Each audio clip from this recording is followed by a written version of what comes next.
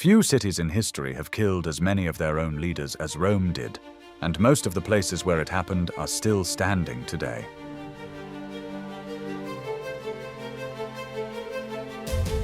Open to the public, walked past every day by tourists who have no idea what they're looking at.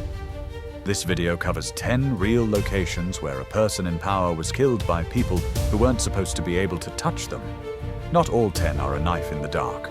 Close to half are battle deaths, executions, or mob killings. Each one ended a ruler's grip on Rome for good. Ready? Let's roam. Number 10. The Rostra, Roman Forum. Mark Antony didn't just want Cicero dead, he wanted his head nailed up where the whole city could see it. When Antony, Octavian, and a third general carved up the Republic between them in 43 BC, Cicero's name went on the death list. Octavian let it happen, despite Cicero backing him as an ally only months earlier. He was caught fleeing toward the coast on December 7th and beheaded at his villa, 100 miles south of Rome. His head and hands were carried to the Rostra and nailed up for the public to see.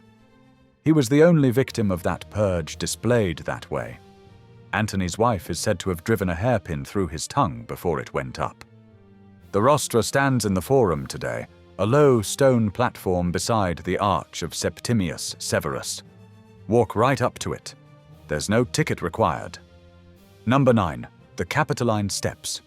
Picture this. A mob outside your door, the gates already on fire, and your only escape plan is a beggar's disguise that fools nobody.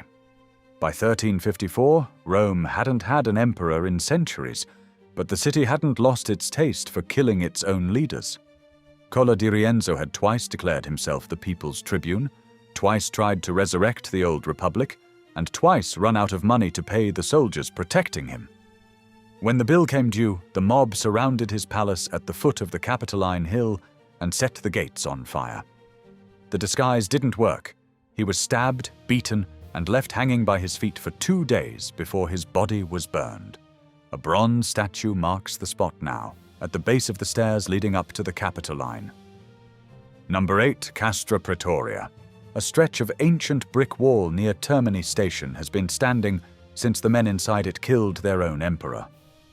Elagabalus took the throne at 14 and spent 4 years giving the Roman elite every reason to regret it, allegedly marrying a Vestal virgin, draining the treasury, and watching his own cousin quietly build support instead. In 222 AD, his Praetorian Guard killed him and his mother together inside their own barracks. He was 18. Long sections of that barracks wall remain today, right along Viale Castro Praetorio, between modern apartment blocks where most people walking past assume it's just part of the old city wall. Number 7. The Domus Flavia, Palatine Hill.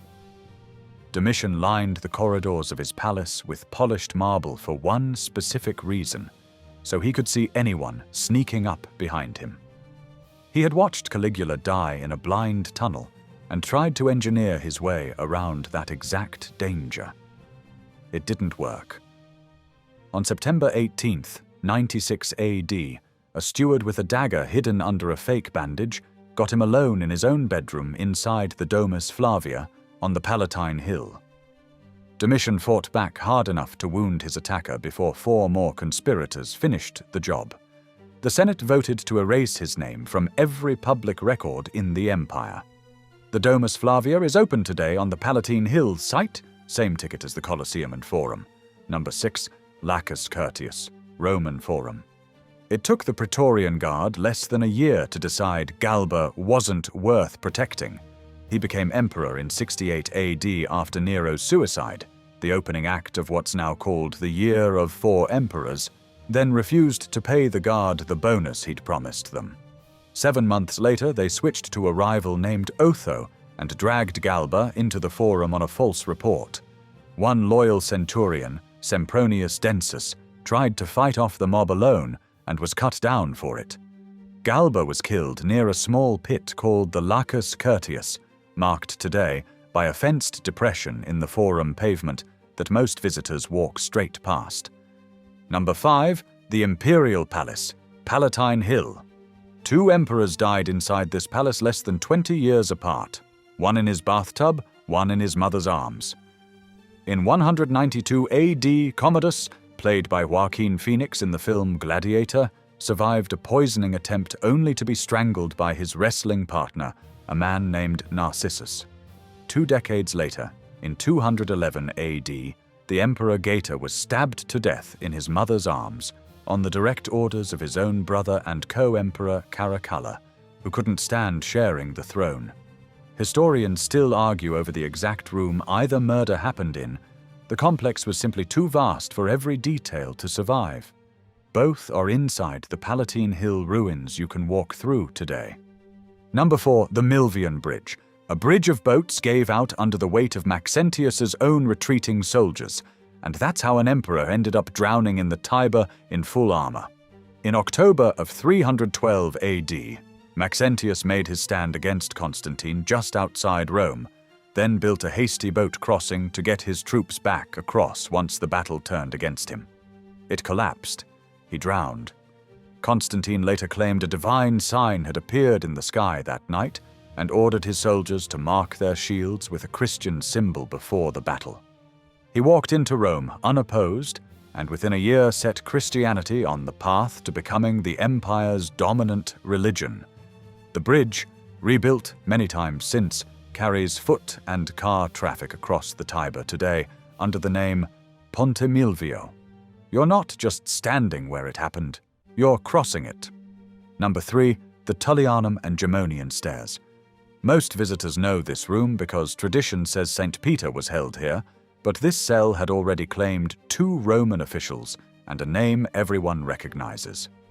In 31 AD, Tiberius's right-hand man Sejanus, once the second most powerful man in the empire, was strangled in this cell after his patron turned on him, and his body was thrown down the adjoining Gemonian stairs for a mob to abuse for 3 straight days.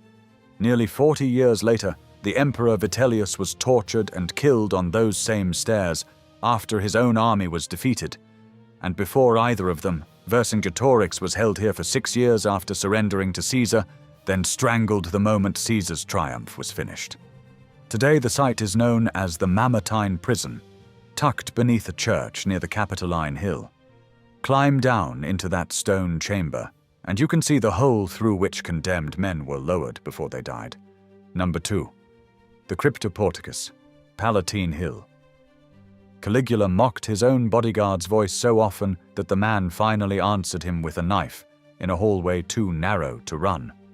The man he had pushed furthest was a Praetorian tribune named Cassius Chaerea, whose high, unmanly voice Caligula loved to imitate in front of others.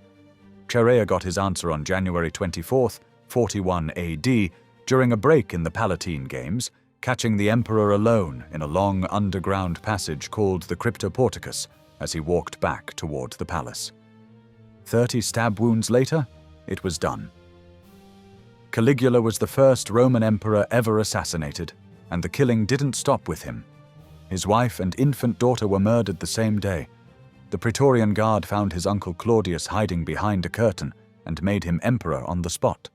The Cryptoporticus reopened to visitors in 2008, and it is exactly as dim and narrow as you would imagine a hallway built for an assassination.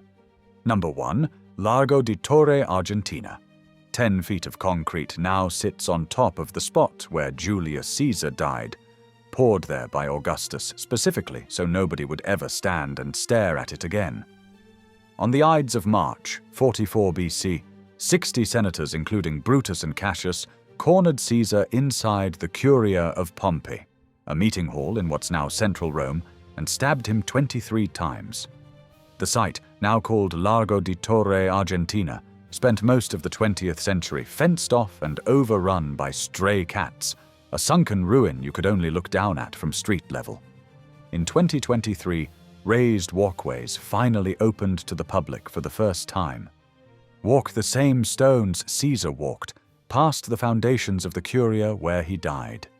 Find the cats while you're there. They've lived on top of the spot where the Roman Republic ended for decades, and not one of them cares. 10 locations, and almost 2,000 years of Roman history. All of it walkable, all of it free to find, and almost none of it in the guidebooks. If you want more of this, the Vatican Secrets video on this channel covers 10 more things most tourists walk straight past.